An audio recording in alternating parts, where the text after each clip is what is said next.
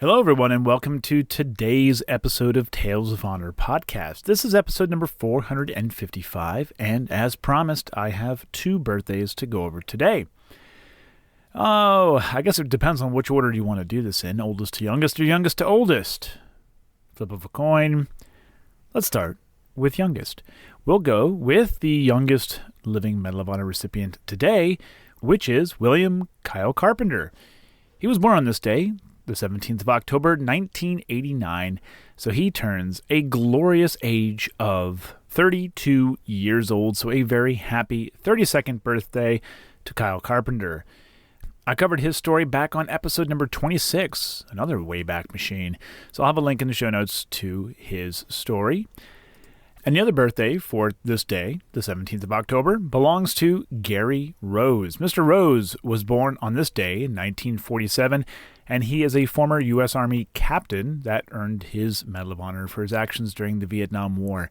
So a very happy 74th birthday to Mr. Rose. I also covered his story back on episode number 207, so I will have a link in the show notes as well for his story. And that is all I have on the business side of the house today, so let's jump on into today's Tale of Honor.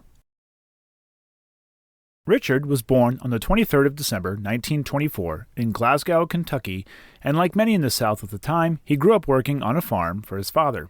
He only completed 1 year of high school, and he continued to work for a few years on a tobacco farm before enlisting in the U.S. Marine Corps at the age of 17 on the 22nd of September, 1942. Richard attended recruit training in San Diego, California, before transferring to Camp Elliott and was trained as an armorer. He was deployed to the Pacific as a replacement with the Marine Corps Raiders, but it was his actions on the island of Okinawa that would later earn him the Medal of Honor. The citation reads, "For conspicuous gallantry and intrepidity at the risk of his life above and beyond the call of duty, as a squad leader serving with 1st Battalion, 4th Marines, 6th Marine Division in action against enemy Japanese forces during the final assault against Mount Yataki on Okinawa, Ryukyu Islands, 16 April 1945.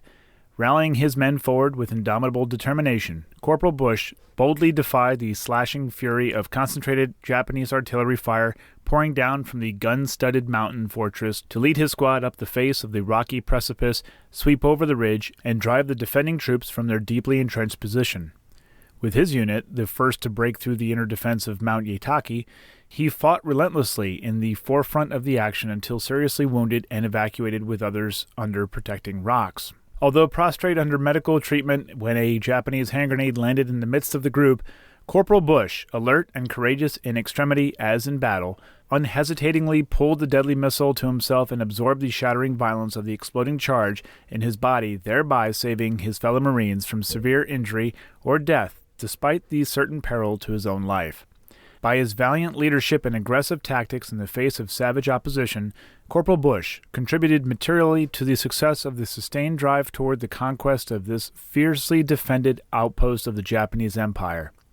His constant concern for the welfare of his men, his resolute spirit of self-sacrifice, and his unwavering devotion to duty throughout the bitter conflict enhanced and sustained the highest traditions of the U.S. Naval Service. Richard's actions that day left him with the loss of eyesight in one eye and a few fingers, but alive nonetheless. Almost 6 months after his actions, he was invited to the White House and received the Medal of Honor from President Truman. He went to work for the Veterans Administration, helping others file claims until 1972. Despite issues with his remaining good eye, he still earned civilian awards for his service to other veterans. Richard Earl Bush had a son with his wife Stella, and he died on the 7th of June, 2004, at the age of 74. He is buried in the Ascension Catholic Cemetery in Libertyville, Illinois, Section 7, Block 10, Lot 63, Grave 7. And that was a tale of honor.